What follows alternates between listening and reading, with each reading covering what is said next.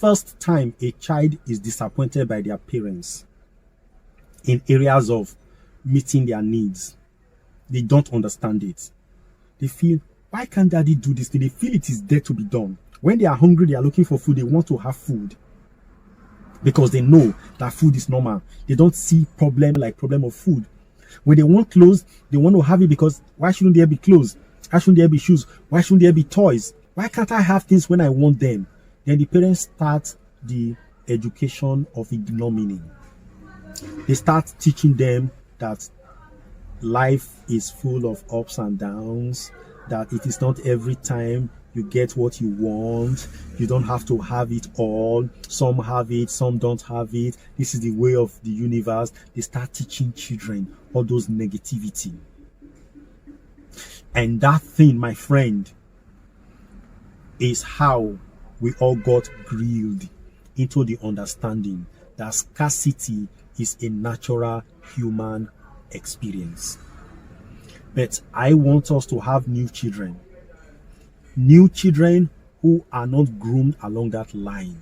The truth is this: in an attempt to make our children feel good, we indoctrinate them into negativity, into the scarcity mentality. And so we do them more harm than good. All right? So the idea of saying you can't have it all of that does not count. It should not come into the picture.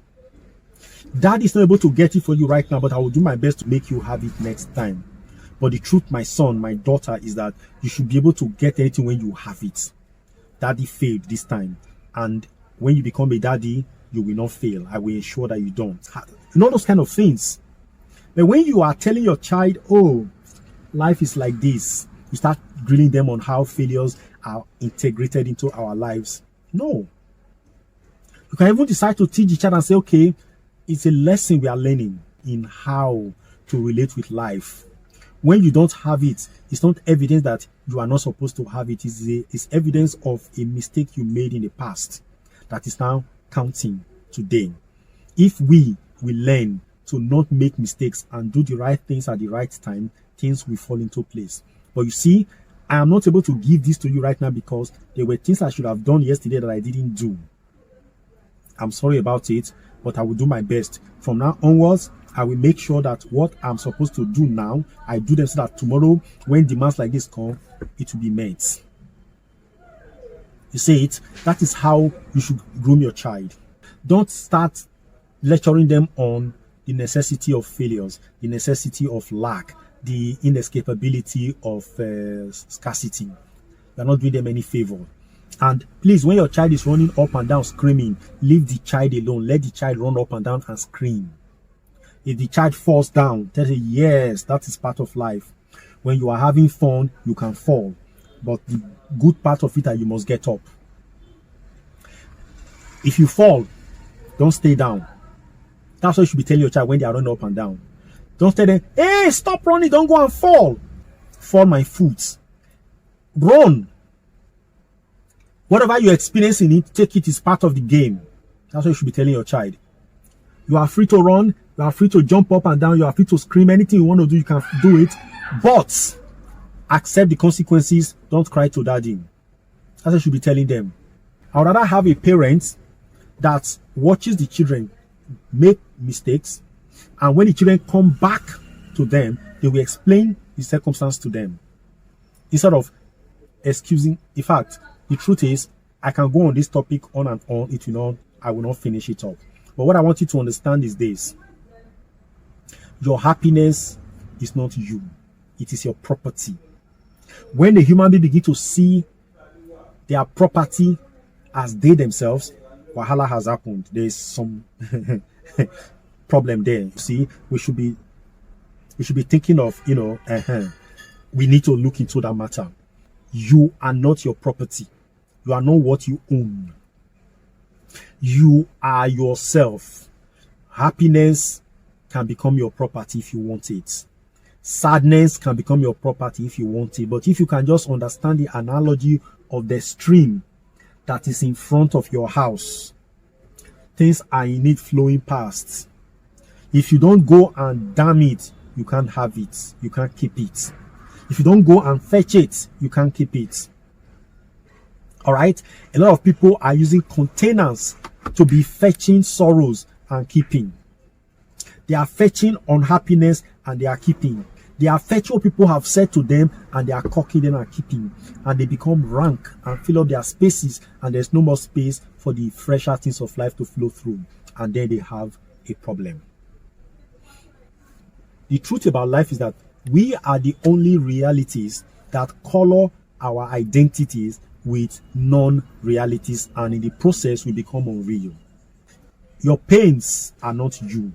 Why define yourself by it? I know a lot of people who have given themselves names in relations to their ailments. And of course, the medical profession is not even helping better. They are giving people names, labels, by the psychological and biological or whatever problems they are having. If somebody come and say he has PTSD, I'm a PTSD patient. Really?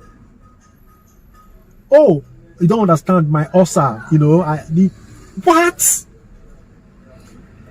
Jesus. I don't know where all of this are coming from. The first time I heard people describing themselves by their diseases, I was in secondary school.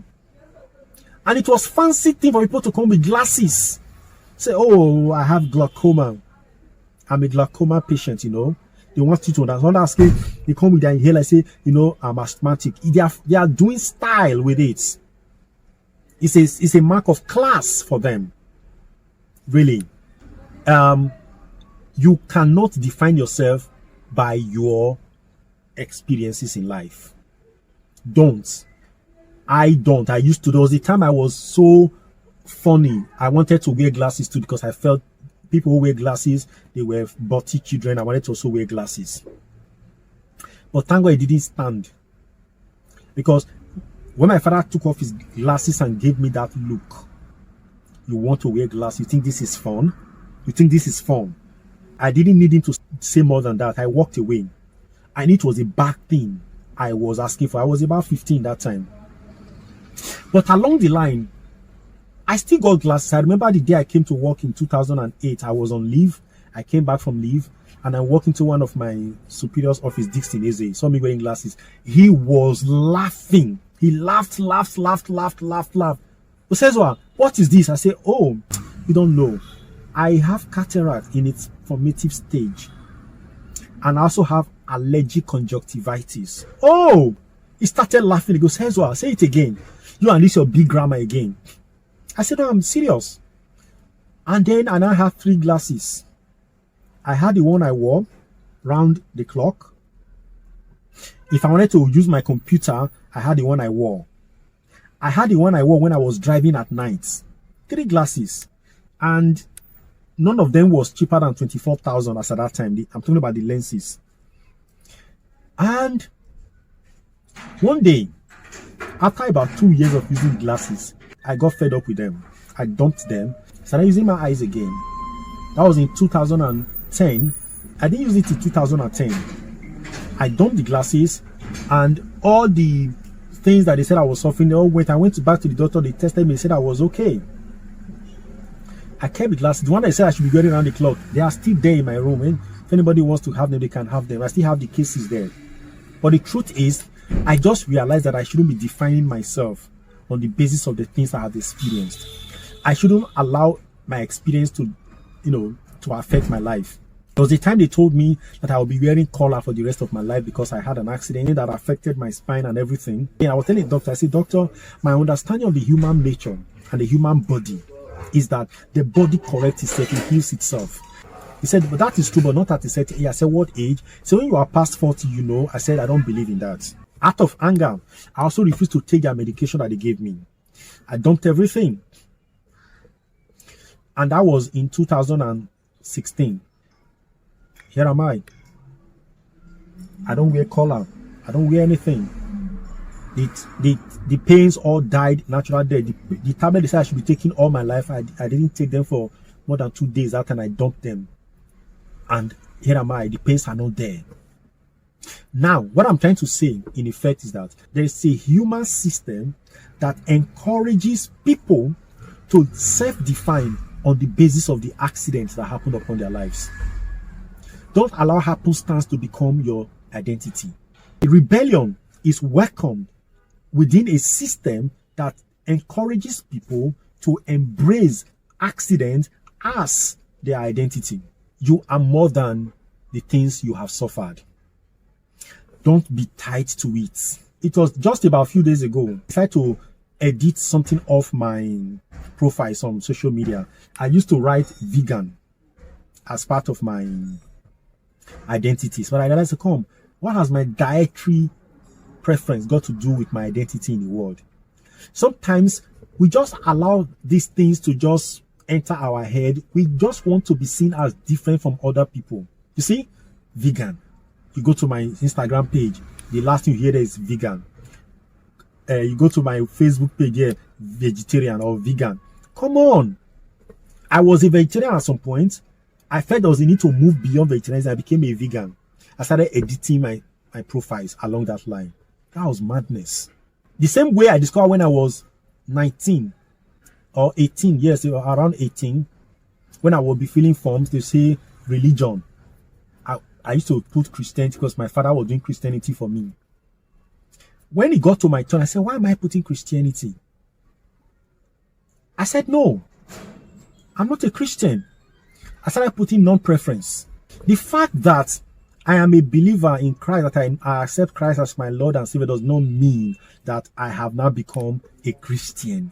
Because if you study, luckily for me, at that time, I've been reading the history of Europe, and I saw how the Crusades were fought by Christians, the crossbacks, all those kind of things. And I told myself, no, I cannot identify with those people. Bloodletters. No, I'm not a Christian. I am a child of God. I'm a human being. That concept of me being a human being later dawned on me about 10 years ago. I said, my first primary constituent is humanity. I am human above all else because human is spirit, and spirit is essence, and spirit is eternal. It has no label. It goes and comes. Nobody knows where it is going to. People cannot define you. That is what you are. That is who I am. No member of my family can define me. They don't understand me. They have never understood me. That's just the funny part of it. Maybe because of the kind of people I moved when I was very young, I had people who made me question things that I believed, that I thought were sacrosanct. And I was always on thinking what I thought before, rethinking and all of that. The idea of rethinking is very important because it makes you question a lot of things. And when you keep questioning things, you open opportunities for growth and development. That's all I know.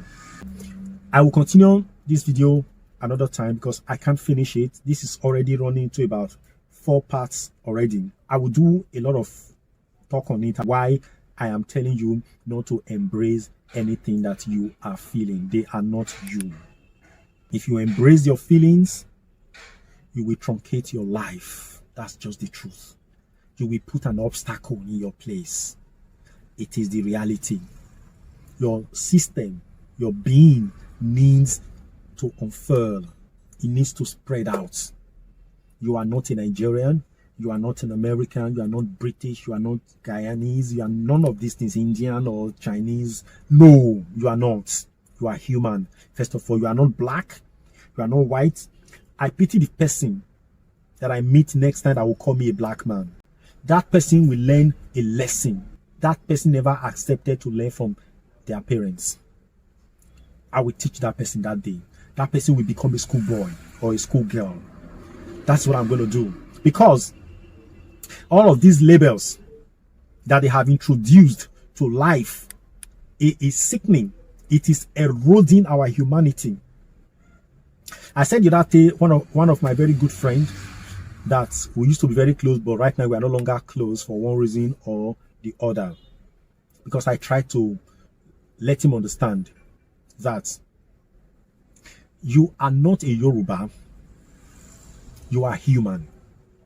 And he told me, no, I am primarily Yoruba before any other thing. I said, wow, really? You have just narrowed down your identity to a small group of people. That's sad. You have the entire cosmos as your range. You decide to limit yourself. And of course, he ended up in these movements for the actualization of Yoruba state and all of those things. He started supporting and pushing for all of those things. And I felt so sad for him. Because you cannot develop such mentality. Opens the door. It throws the door open to even physical ailment. To talk about other things. Because your human spirit is suppressed, is compressed, is repressed. Human beings are meant to be expanding on a daily basis. In fact, scientists are telling us that even space is expanding at an alarming rate, very fast. If the universe is expanding, anybody that is narrowing, anybody that is constricting itself is working against the law of life. You are meant to expand. So please, run away from all these beliefs that take away your powers.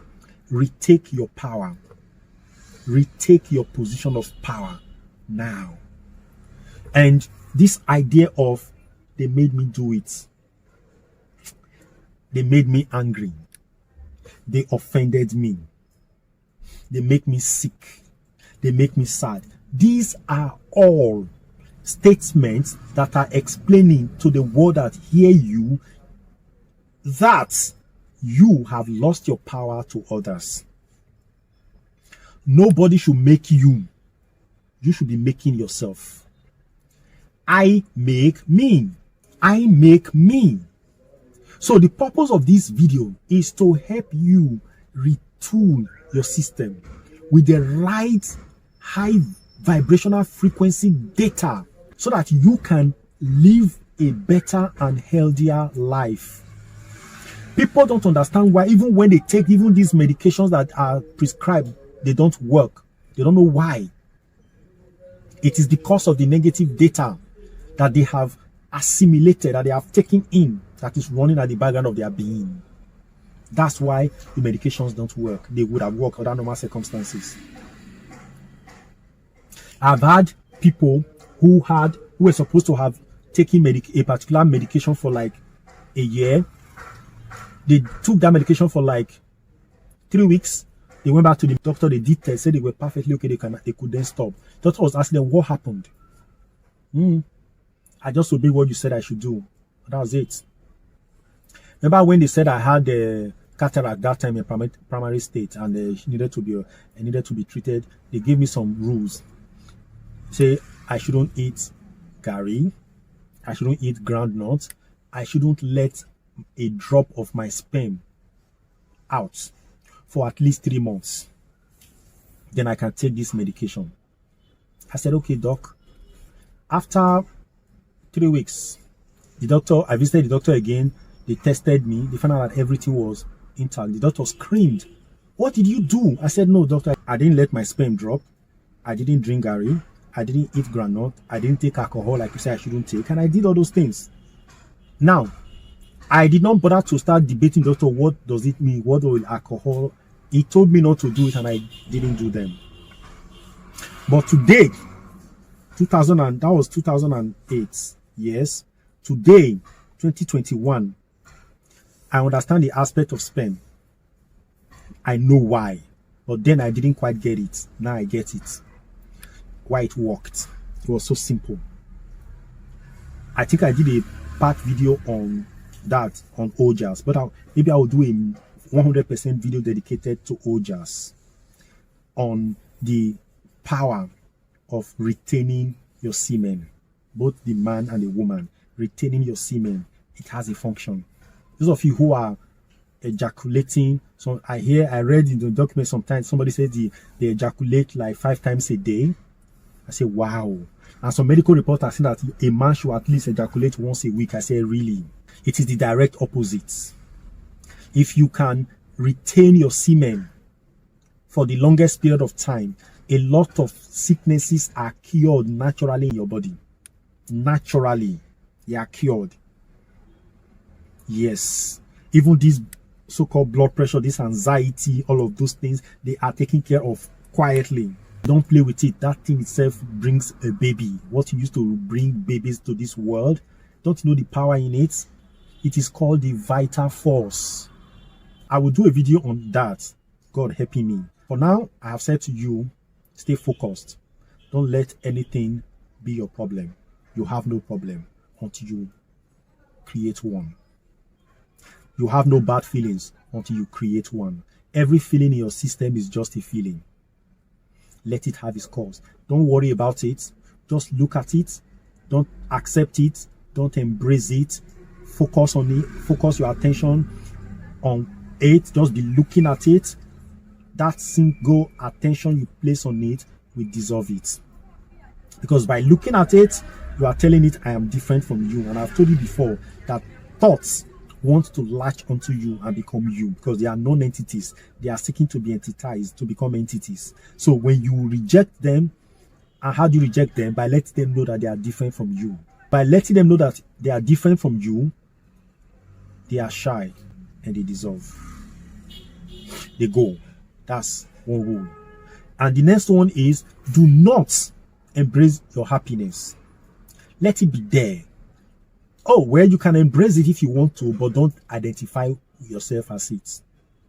Okay? Don't define yourself on the basis of what makes you happy. Because it is a thought. It is a feeling generated by a thought, generated by a belief. Don't go and entrench a belief that will disempower you. All right? But when you create a belief by yourself, what you call the stable datum, then you can identify with that, because it is your own natural own creation. You created it to solve a problem. If you want to understand what that one is, watch my other video on stable datum on this channel. Look for it, stable datum. I think I had about 2 or 3 sets of videos on stable datum.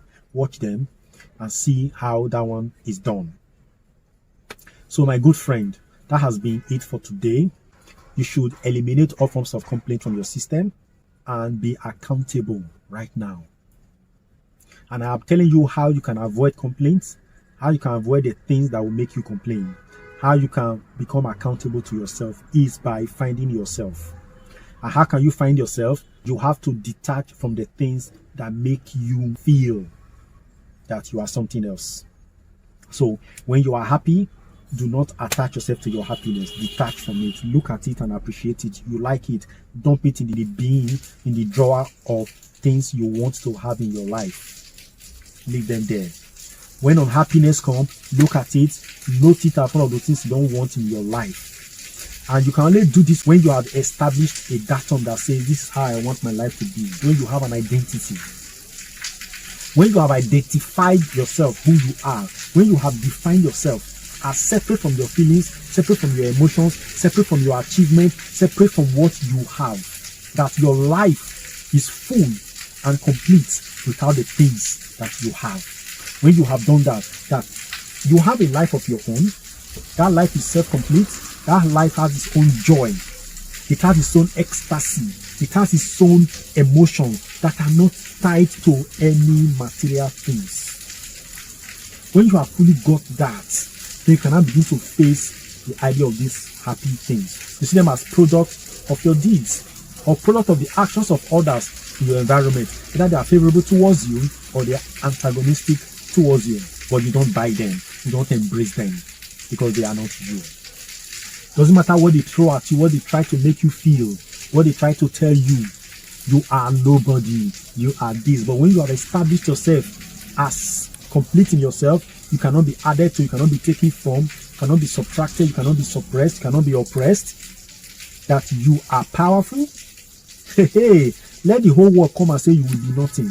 They are fooling themselves. They are not talking to you. The people who are afraid of causes are people who have not defined themselves. They have no base. They are just like this. They are yo-yos. That's what they are.